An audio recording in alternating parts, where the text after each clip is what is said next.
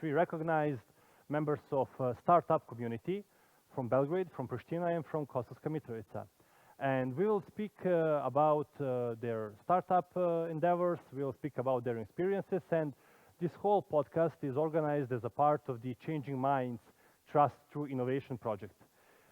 Changing Minds Trust Through Innovation project is a project implemented by Belgrade Fund for Political Excellence, together with three partner organizations, D4D Institute from Pristina, Transconflict from Belgrade, and NGO Aktiv from Mitrovica.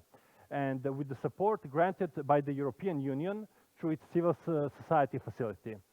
BFP is implementing this project for several years now, and apart from citizens, project's target groups include representatives of various professional groups, health, urban planning, architecture, and also entrepreneurs, in particular women and startup community, social innovators, young IT experts, and outstanding professionals from various fields of science, business, and social innovation. That was the part that I have to read because it's a little bit to remember, but what I did remember is that I will not take too much time with this conversation because we have three really interesting young men who will be part of our conversation today.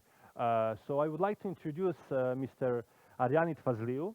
Arianit is a co-founder and CEO of Kutia, a professional software development company based in Pristina that endeavors on highly proficient, timely delivered, and cost-effective software and website development services. Company is highly experienced in offering offshore software development and project management as well. With us also is Marko Rakić.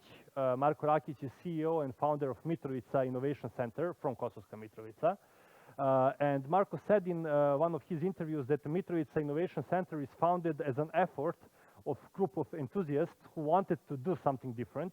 And Marko also described the Innovation Center as his dearest program and his baby. So I'm looking forward to hear more about Marko's dearest program.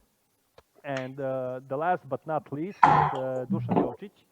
Dušan Jovčić is a member of team behind Kerber Games from Pančevo. And that is an ambitious startup devoted to the launch of the board game named Final Challenge. And Final Challenge is described as a social card game, which is perfect for both people who are just getting to know each other and those who have spent ages together. And as someone who was playing the Final Game Challenge, I can tell you that it's better to buy it as soon as it gets published because it will fly off the shelves.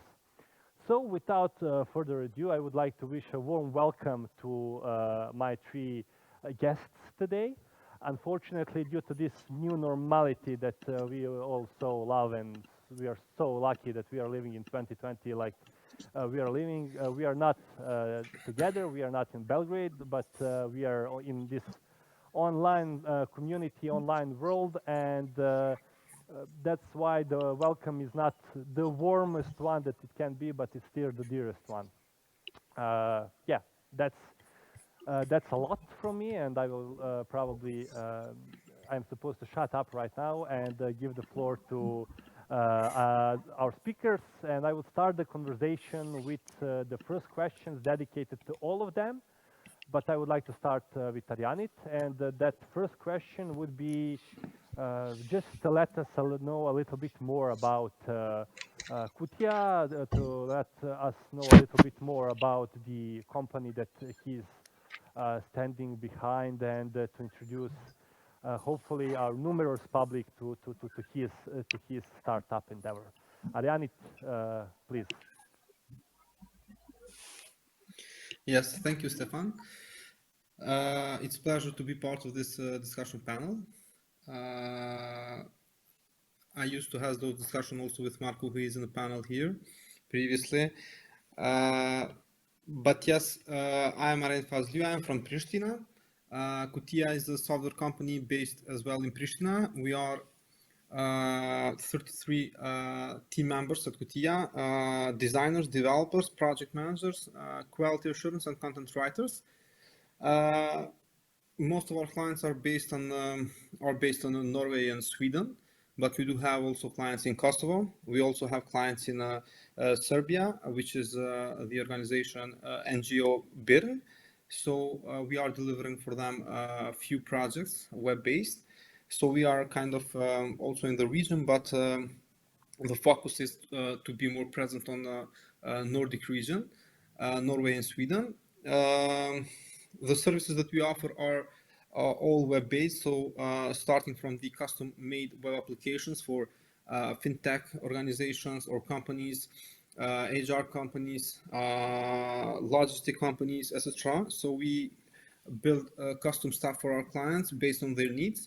We also do website development and mobile development.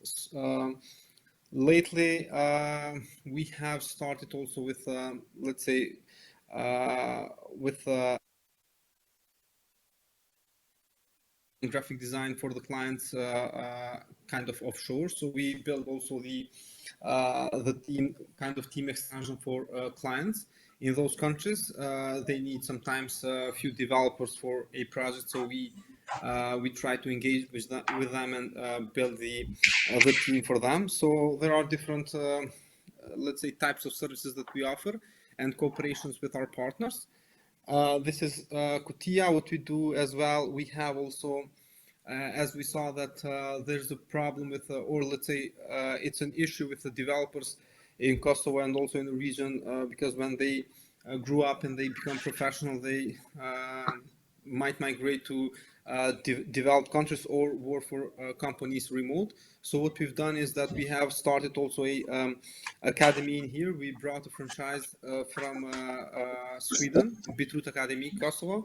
So we are kind of also in people development area. So I can contribute in here on the topics that you've shared, and looking forward to have a very constructive discussion. Oh, thank you, Arianit. I'm looking forward to get back to you when it comes to the regional cooperation and education as well.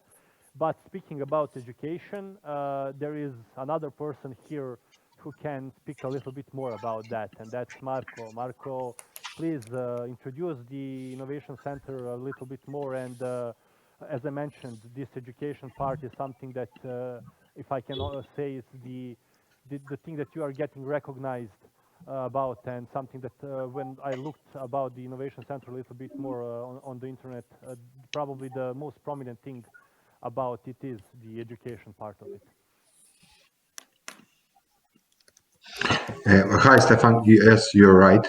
So focus here in Mitrovica is to educate, because the problem that we find when we start with all this story about Mitrovica Innovation Center is that we are lacking. Actually, the people are lacking with knowledge in IT. So the whole idea start really naive in the past. Arianit know the story, and the story starts in like 2016. It's like almost 5 years. So the whole story starts when me and couple of friends, I can say now friends, in that time colleagues, realized that we are missing, or we are not following trends of the world. So we decide to work something to improve that. The whole idea was made, and we decide to establish an innovation center first as a project, and we get some funds, and we start with education. After that, after education, which is like our most important part, we decide that we need event where we are going to motivate people to be interested, to beside education, to start to forward and to bring some initiatives in our cities in the manner of startups or business. So like 5 years back when we start, there is no company, there is no initiative, there is nothing related to IT sector in Mitrovica, in whole Mitrovica, I think, south and north as well.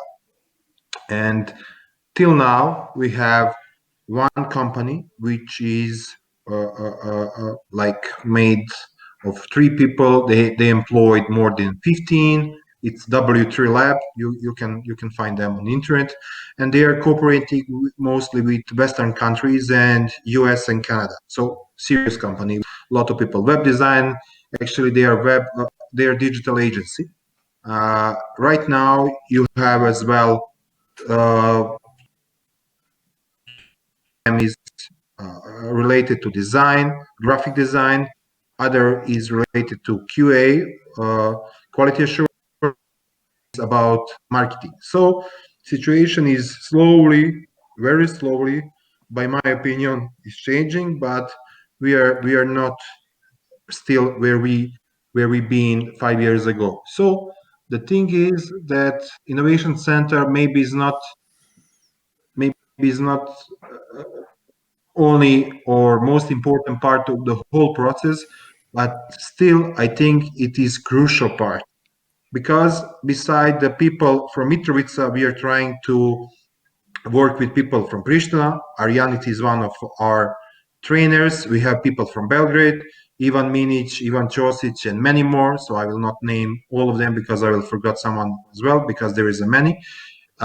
We conducted more than 13 different modules. We organized a couple of events, hackathons, meetups. We are doing sometimes, but still, instead of see it, we can see the progress. It's slow, but there is. So there is nothing more precious than to feel how your baby, how you described the Mitrovica Innovation Center in one interview, is getting more developed and it's rising and it's getting older. So congrats on that that endeavor. And I am understanding Kosovo Mitrovica Innovation Center as some kind of a hub, maybe not some kind, the hub for the people interested in that area in Kosovska Mitrovica, both south and north, and that is the important part of the startup community as well. Hubs are maybe the precondition to the successful work in the startup community. And I'm dedicating a couple of sentences to the hubs because I know that Dušan and Kerber Games have some experience with working inside of hubs, and that it was the part of the development story of the Kerber Games. So Dušan, please tell us a bit more about your endeavor, about your effort, and how did Kerber Games came to be, how and what's the situation right now? Where do you stand at the moment? Well, thank you very much. I mean, when I hear all the stories from the previous guests, I really feel like we are having we actually have a baby here. Well, Kerber is basically made around 3 people. That's why it's called Kerber because of the 3 heads. And it's me, my colleague David, and Zoran, and we had some agency and creative experience in the past, and then figure out that we would like to have some kind of a project that channels that experience to something practical. And then we figure out that the passion of all 3 of us is board gaming, basically. So we sat down and started working on our game, and then the idea of the company came around that. We are in a good situation because Pančevo is really near Belgrade, and there is a lot of people that are professionals in the fields of web development, video editing, video recording, etc. So we have a decent pool of people to start with, and then the logics behind the kind of games you're making is that we wanna put together 2 things. One is the actual benefit of playing a board game, which is sitting together with people and having an actual human-like experience. And then on top of that is the part where we differentiate ourselves from the basically most of the games you've heard about, is that we try to make games that are giving you an experience on the level of fun that is up to the modern world. So we don't want to make a board game that's from 1970s or 80s and then force people to play it because it's good for you. No, we want to make something that's good for you and then also fun enough so you will, discard your phone for half an hour or an hour, and then Stefan can testify to that because he actually had the experience of playing our game. I'm super proud of my team because the whole process is a huge learning curve for us, and the most important thing I'm proud of is that we actually made our first game to be more than a decent one. We made a functional game in let's say less than a year, which is a good quality game that people want to buy right now. As we speak, we are because the coronavirus I mean, this whole situation with the pandemic had us pause some of the activities because you're selling a product that needs to have people sitting around a table, which is not a smart thing to do right now. So we just postponed the activities for 2021, and then we are going to kickstart our game somewhere in September of 2021. Okay, so Dušan, you gave me actually a decent segue to the next question that I was actually meaning to ask, and you said a little bit about the COVID-19 and how you delayed the activities because of it. The similar question goes to Marko. So, as I said, basically Innovation Center is a hub, and what you are devoted to is gathering a group of people and doing some kind of education process, etc., inside with physical attendance. So, how did the pandemic influence the work of the Mitrovica Innovation Center? And did you manage to overpass it? And what were some of the things that you have done in order to overpass the real issues that have been something that we cannot really influence due to the COVID-19 pandemic?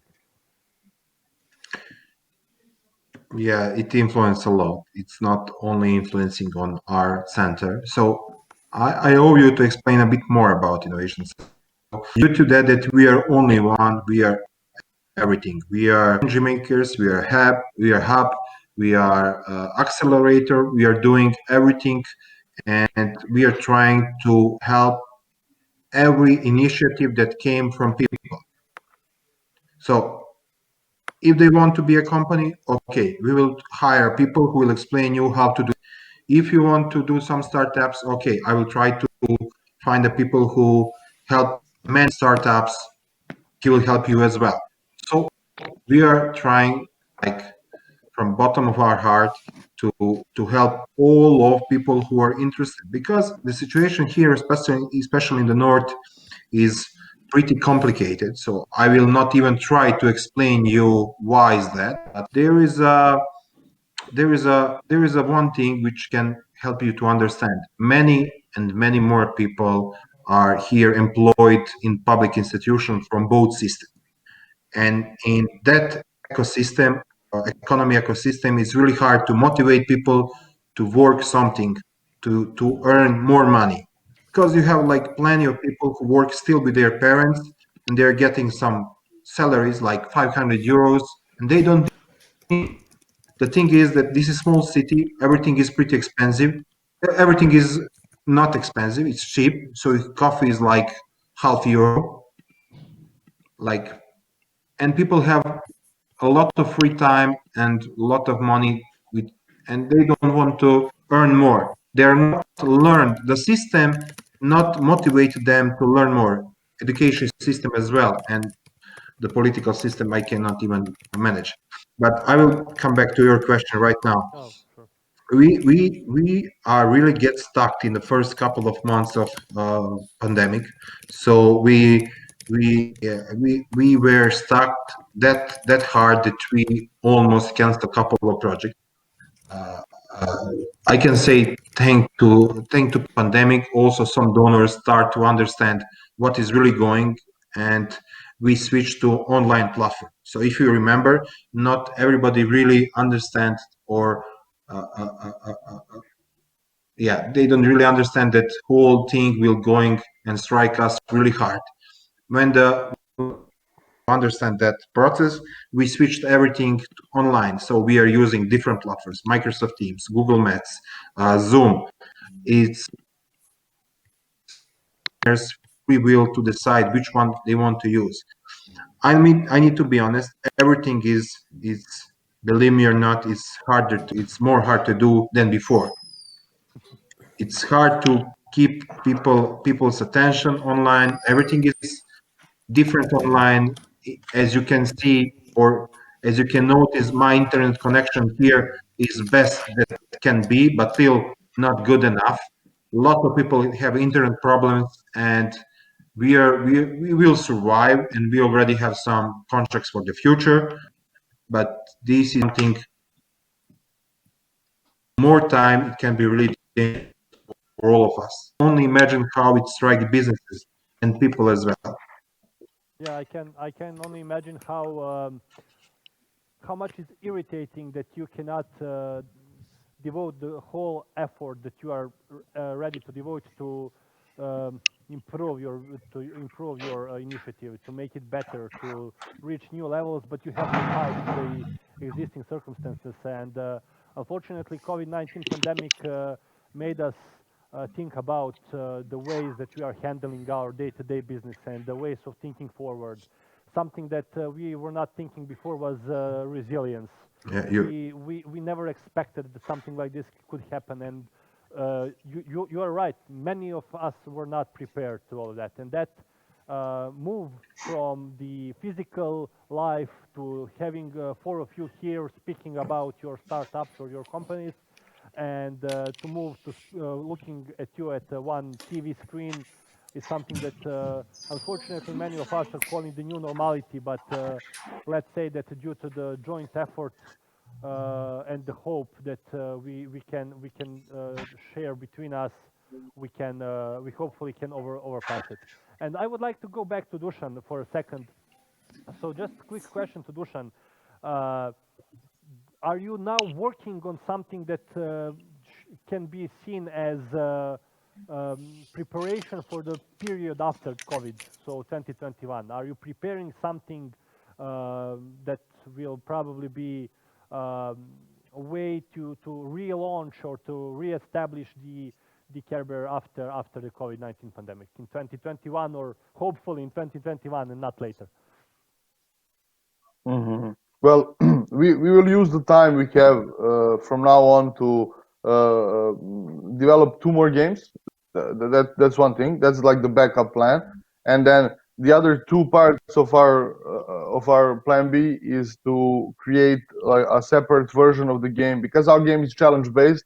So we want to make a separate version that can be played like obeying the rules of how to conduct yourself in the pandemics. That's one thing. And then the second thing is we are, you know, this is a tool for social interaction. We hope that, you know, that there are news that the vaccines are coming. You know, the pandemic has its own how to say life. It has to end at some point. So we are trying to figure out and to listen to figure out when it's gonna end, basically. And then we wanna like um, plan the launch of the project at that specific time, so people will have even more desire to own this kind of product. So that is basically what we how we are preparing ourselves, or how we are like trying to manage this situation. Okay. Thank you, Dušan. And Arianit, basically, it's not two questions, but it's something that maybe you can use as introduction, and then you can answer to the question that I will ask. So, for someone who is not maybe so knowledgeable about the digital sphere, the IT, CE technologies, etc., saying that okay, pandemic is really not influencing someone who is doing all of his business online, or his whole business is based online. So I know that that is a misconception, but I would like to learn more or to hear more about that coming from you. But actually, the real question is how did the COVID-19 influence the the Kutia and your whole business structure, your whole endeavor? Have you been hit as hard as the others, or there is some measures that you have taken to overcome the problems caused by the COVID-19 pandemic? Yes, in fact, that's the main comment that we heard during the pandemics regarding the IT companies. All, let's say, all community thought that we can work online and we haven't been affected from the pandemic.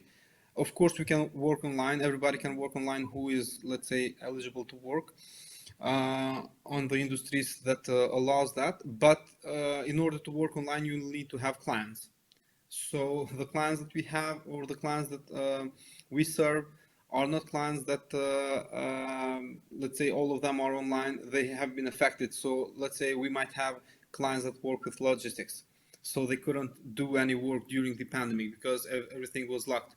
So you couldn't order stuff and get them in regular basis, but with many delays, which have affected also the clients. In those cases when our clients, or they can be in travel industry, or they can be in other industries that have been affected. So in that case, even though we were able to work and to provide our services, our client couldn't pay, and our client asked for the, let's say, to postpone the projects, or to postpone the payments, etc. So it was, even though we are in the IT services, we are engaged with other industries that are, let's say, in a traditional business, or in a way they behave, or they have services for the direct customers. In this case, it was a chain. So if our client have been affected, and the chain with, let's say, domino effect, everything goes in a chain, and everybody has been affected. Of course, our company was not affected like the others, like, let's say, gastronomy, or restaurants, bars, or travel industry that have been locked entirely. But we had, of course, let's say, approximately 30% decrease of the incomes, and also of the clients. We had clients, but they have, let's say, in an idle mode. So they wanted to still engage with the product, but they said that, okay, until now we had, let's say, this amount of hours that we spent on the project, but we will need to reduce it for 50%. And can you please also reduce the price of the hourly price, so price per hour. So it means that we had clients, but we had them with a lower prices, and in a lower engagement, and this affected us. How we tried to solve it was that I mentioned previously that most of our clients are based on Sweden and Norway, and we had some most of the clients there have been, let's say, because of the financial situation, they went idle. But what we've done in order to keep the team, and in order to let's say, proceed, and in a regular basis, let's say, we find local clients. So we have engaged with the largest market, largest mall in Kosovo, Albi Mall. It has more than 200 stores in it. So we are digitizing the entire mall. So it was, and also we had a few projects that have been donor based. So the idea is that as an entrepreneur, I think that it's easy to, let's say, close the doors and say that, okay, this is it, go home. We don't have money to pay you. But as a company, we have a concept that we first need to be sustainable financially, which means that we, in our let's say, in our scope of work, is that we have at least 5 months financial, let's say, stability to pay the salaries without any issue. So that was the main thing that I also expressed to the team members, that we are okay and we will continue to work regularly, because I didn't want to transfer to them, let's say, another headache. Will I be paid? Will we have cuts, etc. So I made that sure I made sure the team members are okay, first mentally and then physically. And then I went hunting and changed the strategy from let's say outsourcing services. We shift to the local market, or to the domestic clients. And I think that we had, even though it was the pandemic, while we shift this strategy, we had we increased for 20% the total revenue until now. And we have hired more than 5 people during the pandemic. So it was, of course, we have been hit from the clients that we had, and long-term partnership, and the clients that paid more. But we then just went spread out on the domestic market, and we tried to, let's say, to be in a good position financially, where we also hired someone. Our plan is that we know that the pandemic isn't here for long, but of course we know that this pandemic has changed the way of working. First thing is, let's say, working remote, and everybody now knows that things have changed. But the other thing that I assume will happen is that a lot of companies and businesses will go online during the next year, and also upcoming years. And our strategy is that, even though we didn't want to scale in a fast manner, the idea is to scale a bit faster, starting from the January. And from 33 people in-house, we are planning to be more than 50 people, because we know that there will be a demand on the market, and we want to prepare to offer the services for the local clients and also for the international clients. Okay. So yeah, by saying this, it means that there is maybe something that I would like to just to follow up on that, and I think that you were getting there, but that is probably the question for all three of you. And I would go from Arianit, then to Marko, and then to Dušan. And that is, having three of you is also one aspect of it, and that is the regional cooperation. And many companies and even the political officials and different actors are referring to the regional cooperation as a way to overpass the COVID-19 consequences. But now I would like to move out of the COVID-19 framework. I would like to speak about the regional cooperation as regional cooperation in some normal circumstances, whatever the normal includes. And I believe that you gave me the right introduction to it, Arianit, and not just now, but in your first sentences, when you mentioned that you have clients not only from Norway or Sweden, but you also have clients from Serbia. You mentioned Birn, if I'm not mistaken. So, what is your experience? And that is the question, but I would not like to take too much of your time. But what is your experience with the regional cooperation? Where lies the importance of political cooperation? Regional cooperation as such. Okay, I've been as a company. I always want to build partnership with other companies in Kosovo, but also with companies abroad as much as I can, because in my vision, building let's say a company that will have 5 more times revenue that we have now by next year or by 2020 maximum, it means that we cannot hire everybody at Kutia, and it means that we're gonna cooperate with companies in Kosovo, in Serbia or Macedonia.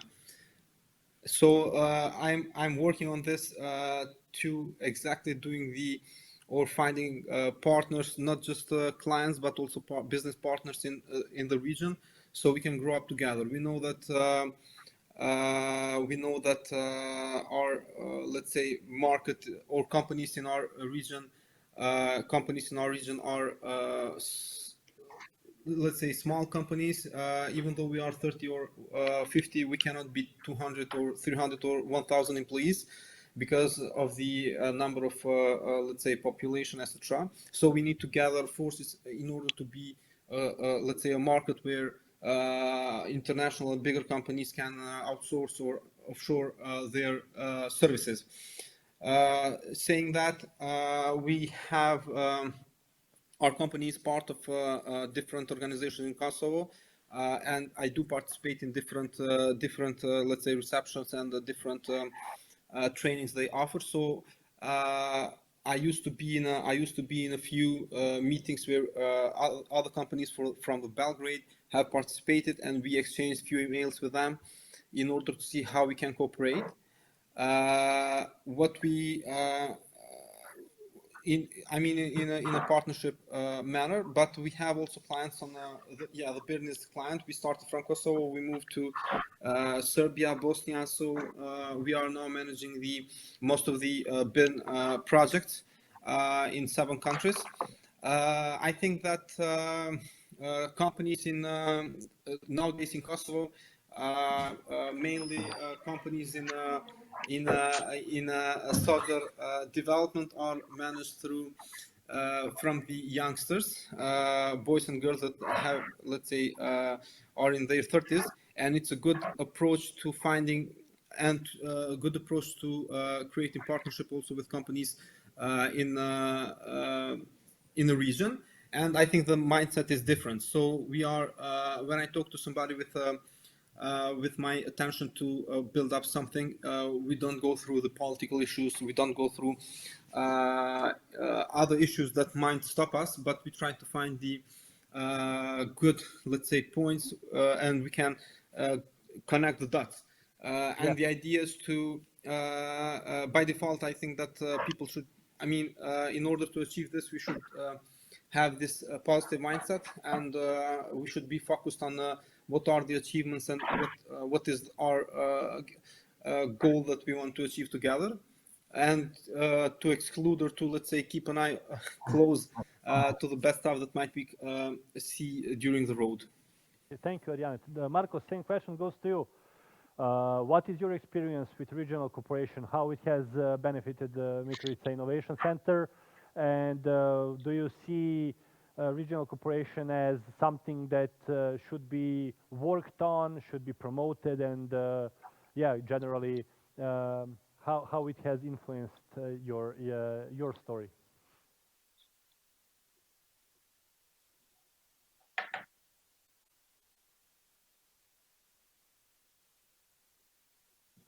Yeah, thank you for the question. It's a really good one, and I have funny answer.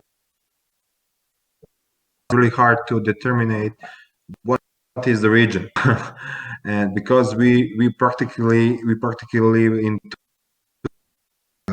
2 states, in 2 neighbors. So basically, non-stop we cooperate with people from Pristina and people from Belgrade.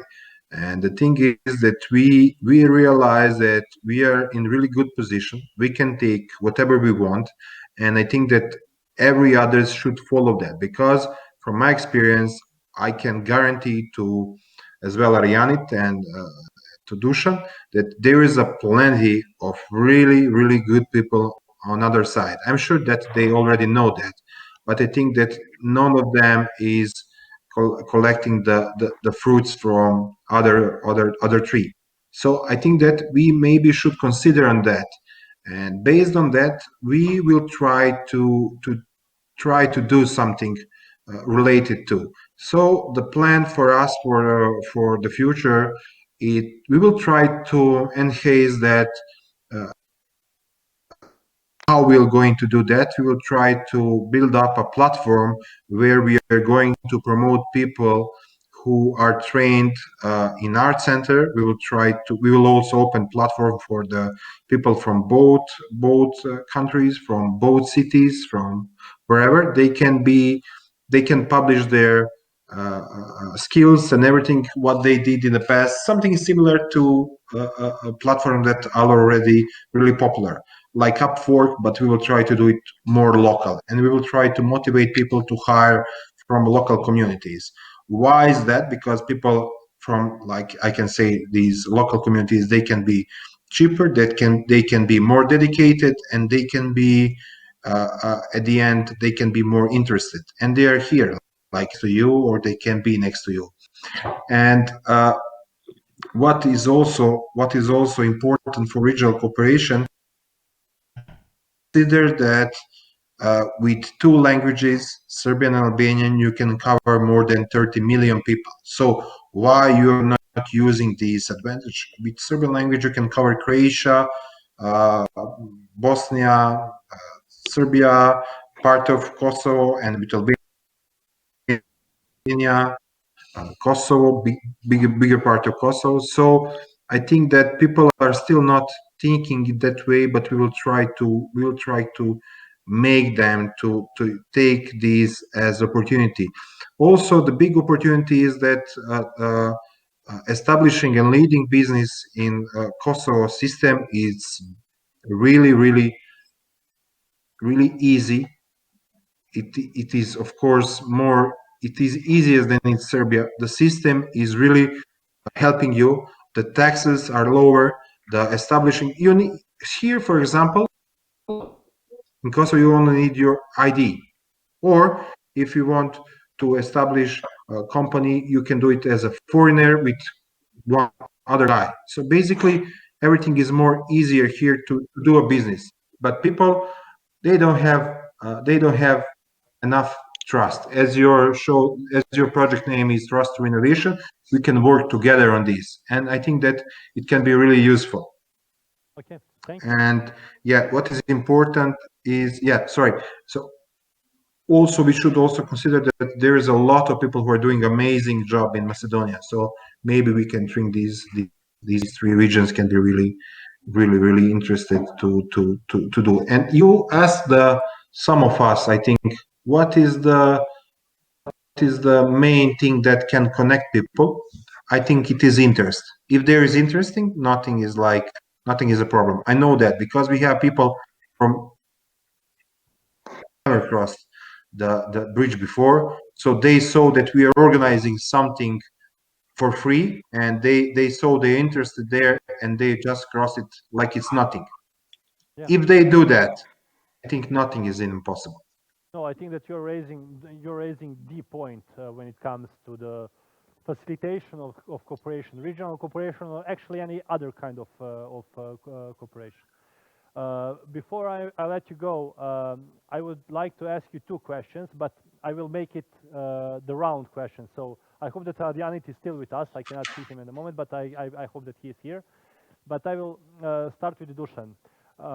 Dušan, in one sentence, where do you see Kerber Games in 5 years? In one sentence. A regional leader of board game development. Thank you. Marko, where is Mitrovica Innovation Center in 5 years? I'm not sure. So everything is developing. So can you hear us? Yeah, I can hear you. I can hear you perfectly. Okay. So everything is developing pretty fast, and I don't want to give you a promise, and maybe we'll be, I hope, actually growing really fast. But I will not answer for Mitrovica Innovation Center. What I will answer is, I'm sorry because I'm choosing what I will answer. I see Mitrovica as important city of IT businesses, or at least skilled people. Although it was a little bit longer than one sentence, I really appreciate that answer, and I hope that your prediction will come true. And Arianit is back with us. Arianit, the question is in one sentence. So in one sentence, where do you see Kutia in 5 years?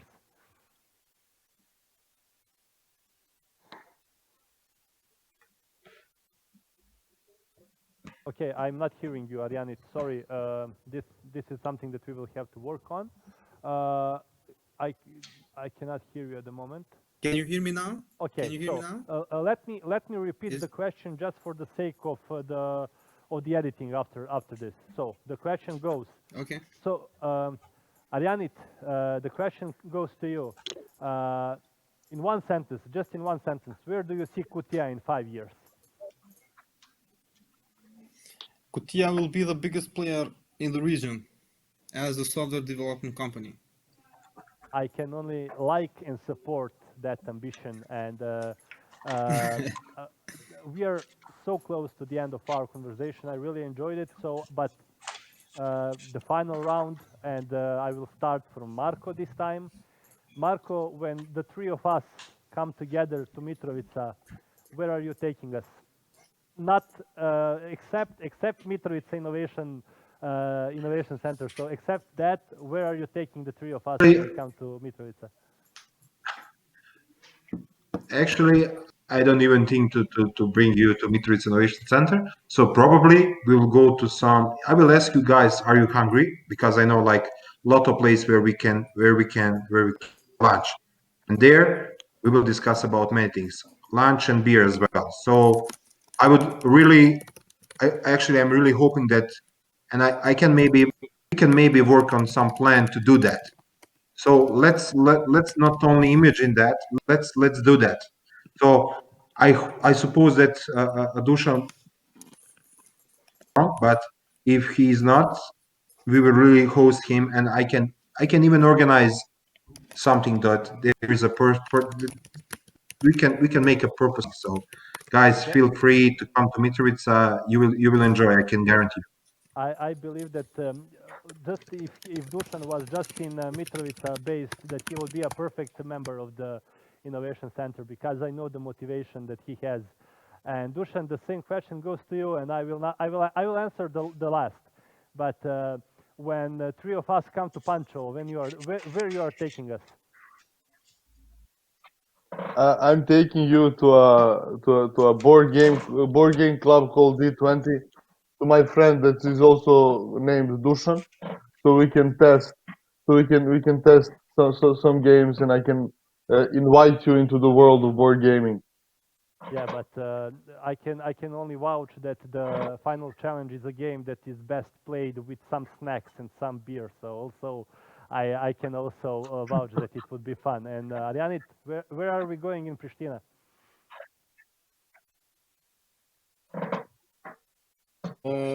Few good places that we can enjoy. One of them would be to go at Soma, which is a local bar here, but it has good. They have good taste of music, cocktails, and food. Then we will go to another cocktail bar. It's only for the cocktails. And afterwards, if you wanna stay a bit longer without sleep, we can go to the Johnny, which is a nightclub. And good. They still play music with old-fashioned style, so it's a nice place. You have the whole day planned, and when we gather all together next time in Belgrade, I will put you in my car and take you to my home village. That's the village of Bavanište.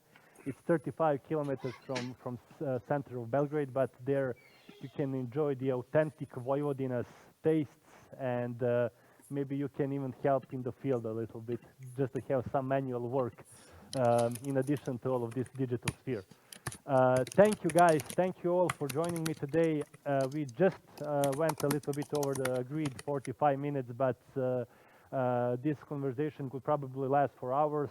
I can only wish that all three of us, all four of us actually, fulfill those announcements and those dreams and those wishes that we have, and I can once again express my gratitude for devoting your time, and wish all the best in overpassing the existing obstacles, and reaching the new levels both in the regional cooperation and in your own startups and businesses. Thanks. Also, as I mentioned, this podcast has been recorded as a part of the Changing Minds project, a project implemented by the Belgrade Fund for Political Excellence, together with 3 partner organizations, D4D Institute from Pristina, Transconflict from Belgrade, NGO Aktiv from Mitrovica, and with the support granted by the European Union through its civil society facility. In my personal name and in front of the Belgrade Fund for Political Excellence, I wish you all the best and happy holidays and happy New Year. Thank you. Thank you very much, Stefan.